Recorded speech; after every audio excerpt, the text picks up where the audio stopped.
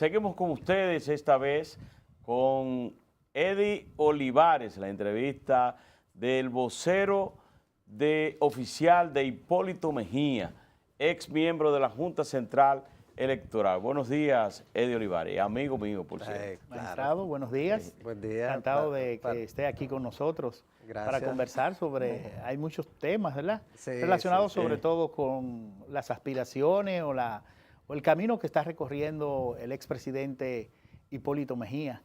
¿Cómo está la correlación de fuerza ahí dentro del PRM? ¿Cómo ha salido la corriente, la filosofía, el proyecto de Hipólito Mejía de la recién terminada convención, que ha tenido algunos problemillas, pero se van resolviendo? Bueno, gracias por la invitación. La verdad es que conversar con el país a través de dos amigos tan queridos es sumamente para uno un gratísimo placer. El proceso convencional del Partido Revolucionario Moderno culmina con la proclamación de los candidatos ganadores ya oficialmente en la convención de delegados. Porque recuerden que fue a través del voto universal, con el listado de afiliados del partido, cerca de 500,000 afiliados, y fue un proceso interesante, un gran esfuerzo del partido, y yo pienso que da un ejemplo para los demás partidos en cuanto a la necesidad de que se le dé cumplimiento efectivo al artículo 216 de la Constitución en lo relativo a la escogencia de sus directivos en el plazo acordado por los estatutos de los partidos políticos. Uno de los elementos más importantes de la democracia interna y que deberá establecer la ley de partidos es precisamente el que tiene que ver con la escogencia de los directivos, que resulta en los últimos años hemos tenido un retroceso en ese sentido, porque los estatutos establecen una fecha y al final de cuentas las élites partidarias burlan esas fechas y hacen las convenciones para escoger los directivos en la fecha que les conviene. Entonces, eso hay que superarlo y hay que procurar que los cambios de las direcciones de los partidos se hagan en la fecha indicada, tal y como ocurre con las elecciones nacionales. A nadie se le ocurre, por una razón coyuntural, cambiar el día de las elecciones. Nunca ha ocurrido. Solamente una causa de fuerza mayor, que no ha pasado en el país, puede cambiar esa fecha, pero los partidos la cambian sin ningún tipo de justificación, y eso es uno de los temas que debe estar regulado de una manera clara en la ley de partidos. Doctor Olivares, precisamente usted cita las primarias abiertas y la ley de partidos. La semana pasada se hizo viral un video donde el expresidente Hipólito Mejía decía que a él no lo consultaron para reformar o para imponer las primarias cerradas dentro del Partido Revolucionario Moderno, aunque eso fue, usted lo aclaró y lo aclararon en el PRM, de que se trataba de un video de enero, pero estamos hablando de hace 4 meses, no estamos hablando de hace 10 años ni de hace 2 años, sino de hace 4 meses, donde al parecer Hipólito Mejía tiene bien claro que las primarias abiertas deben ser la forma de escoger los candidatos dentro de los partidos y que no se le consultó. Explíquenos eso.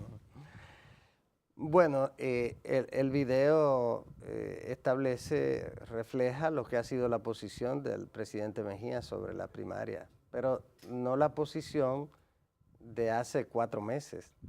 Es la posición que él ha tenido desde hace 14 años, por lo menos. Hay que recordar que en el año 2004 él fue el propulsor de la aprobación de la ley de primarias, que era una ley especial para las primarias, para establecer la forma de escogencia de los candidatos a los cargos de elección popular en los partidos políticos. Esa fue la del Lo 2003. que se discute ahora... Del 2003, ¿verdad? Claro, Okay. entonces fue aprobada, todo el mundo recuerda, y esa ley de primarias establecía, cumplía con un anhelo de los sectores progresistas de la política dominicana, de los partidos políticos, incluyendo al doctor José Francisco Peña Gómez, que fue el precursor de las primarias en la República Dominicana. Y el presidente Mejía quiso dejar ese legado y se aprobó una ley de primarias con primarias abiertas, simultáneas y organizadas por la Junta Central Electoral. Hace 14 años. El presidente Mejía no va a renegar, no ha renegado ni lo hará de esa visión sobre la conveniencia de democratizar los partidos políticos mediante la aprobación de esta modalidad de elección. O sea que hace 14 años que esa es su posición, pero no una posición simplemente teórica, sino real. No una posición coyuntural, porque en ese momento ya era otra etapa en la que no le beneficiaba ni le afectaba. Como debe aprobarse una ley de partido, que lo conveniente siempre es que se apruebe una vez han concluido unas elecciones para que el debate no sea contaminado como ha ocurrido en esta ocasión. Quienes sostienen una modalidad u otra, excepto el presidente Mejía, que lo planteó hace 14 años, lo hacen por un asunto coyuntural, por un criterio de lo que entienden que le conviene en medio de la coyuntura. Pero eso quiere decir que los diputados que siguen a Hipólito Mejía no tienen por qué entonces votar por primarias cerradas dentro de la discusión de la ley de partidos con primarias abiertas y simultáneas, porque su líder ha dicho que a él no lo consultaron y que él no está a favor de las primarias cerradas, sino con las primarias abiertas. Bueno, aunque esta es la interpretación de un experto, de un editor político y presidente fundador de la asociación del círculo de periodistas políticos, aún siendo así, la verdad es que no hemos debatido ese tema de los diputados, ni tampoco hay que precipitarse en ese sentido.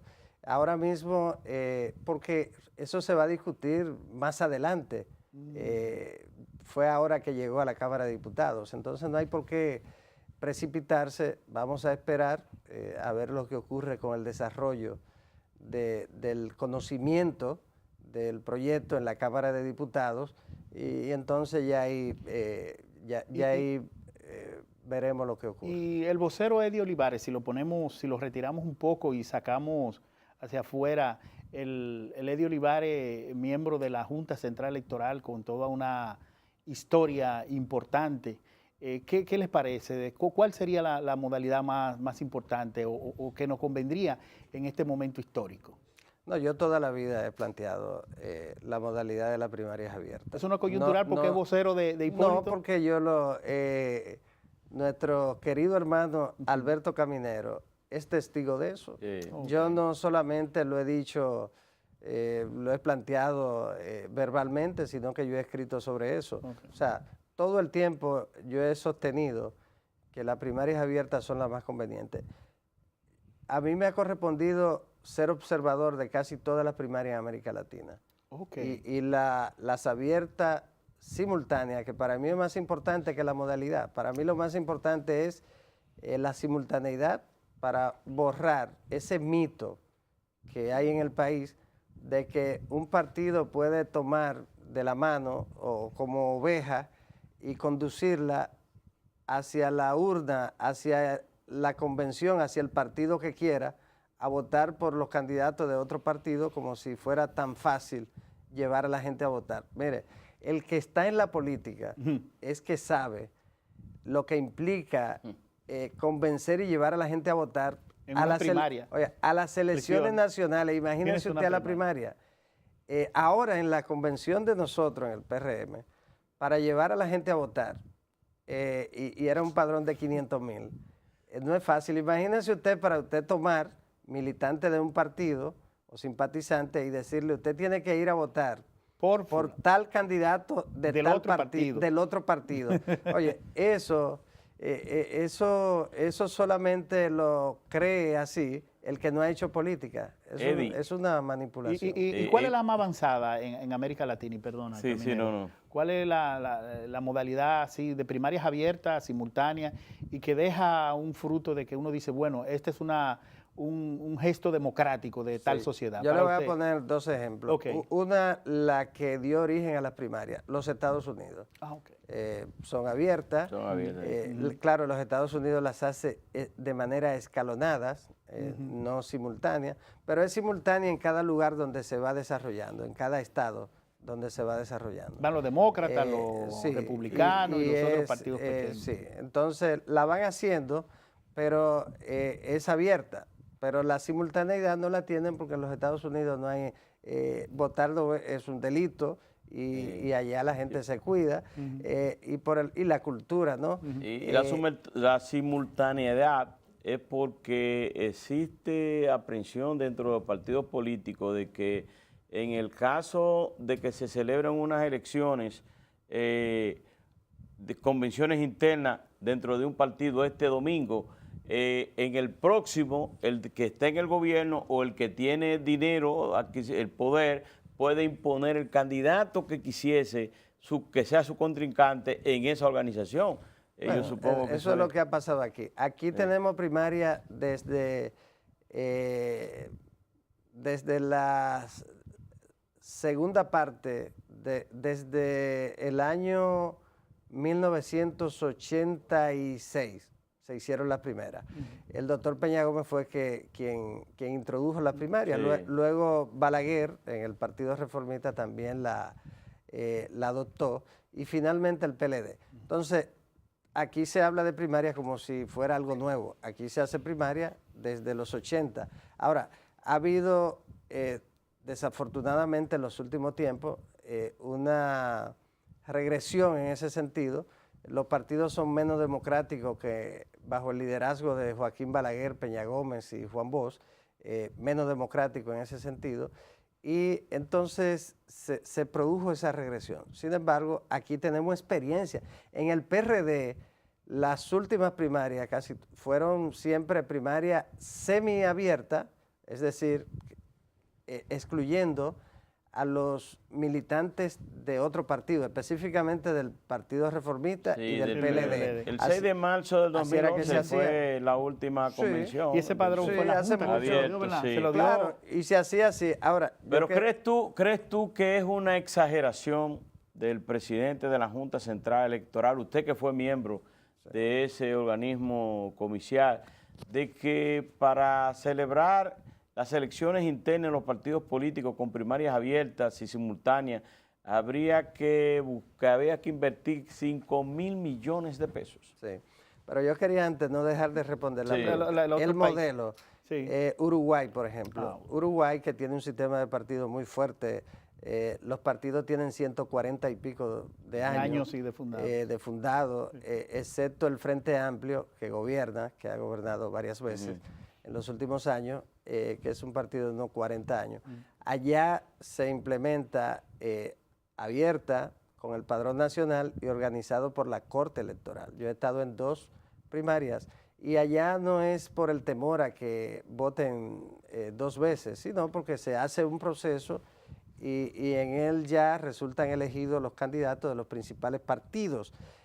Yo estuve en uno en el que ya en la noche, a las 8 de la noche, 9 de la noche, los 2 candidatos que compitieron, el que ganó le levantó la mano al que quedó en segundo lugar, proclamándolo como su candidato vicepresidencial, en esa misma noche. Entonces, ese sistema, al estar organizado por el órgano electoral como un tercero imparcial, la gente tiene que aceptar los resultados. No hay alegato de fraude, de trampa.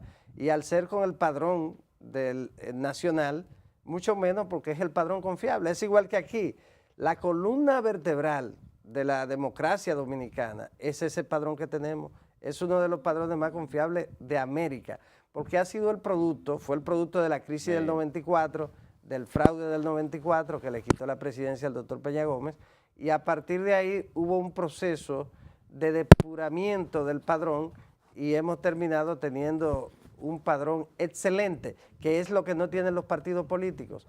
Hacer un padrón en un partido político y que sea un padrón confiable es una odisea muy difícil de lograr.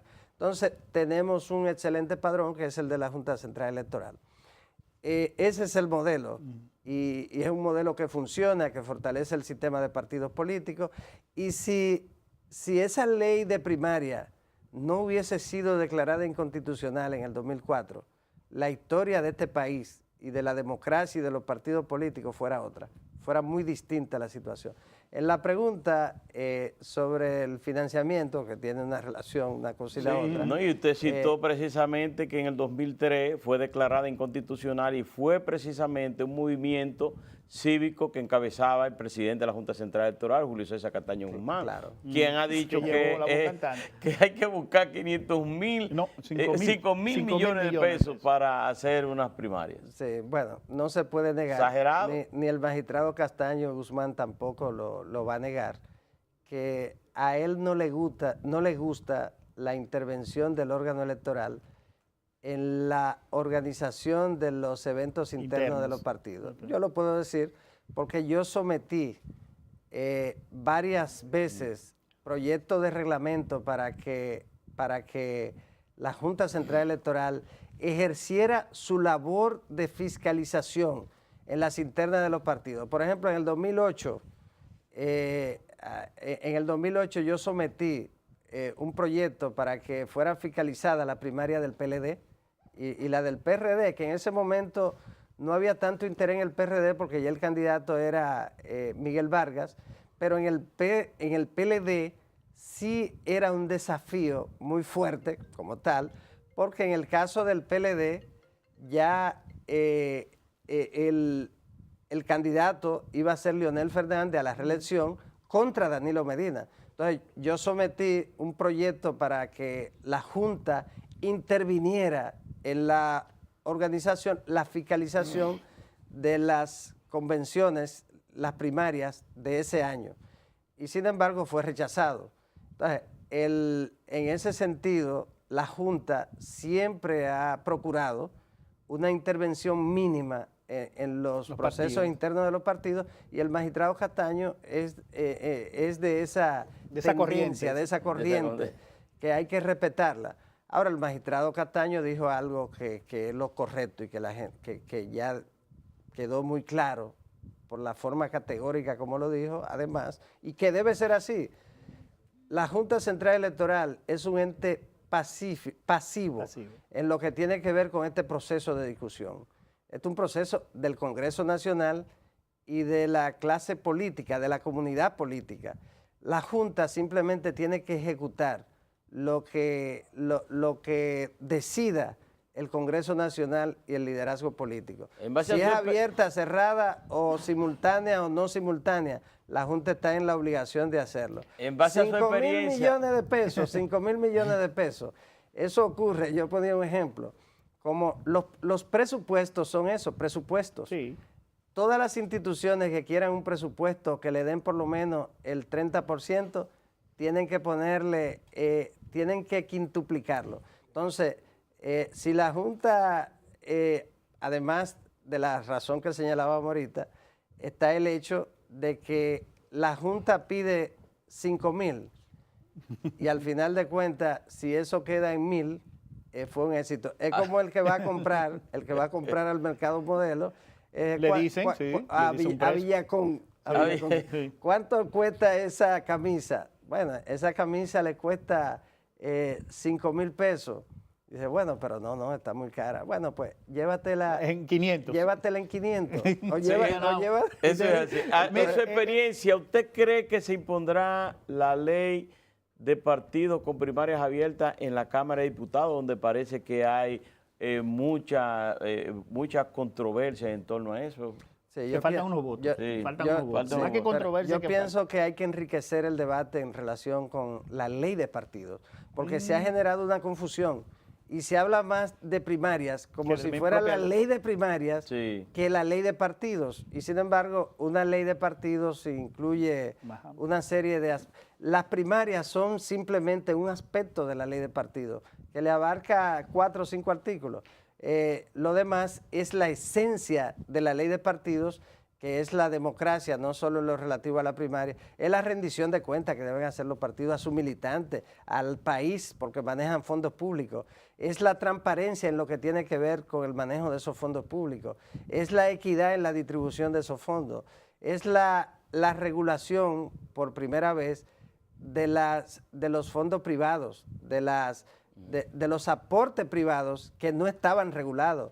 Es el tope a los límites y los gastos de la campaña. Es garantizar que las élites partidarias garantizar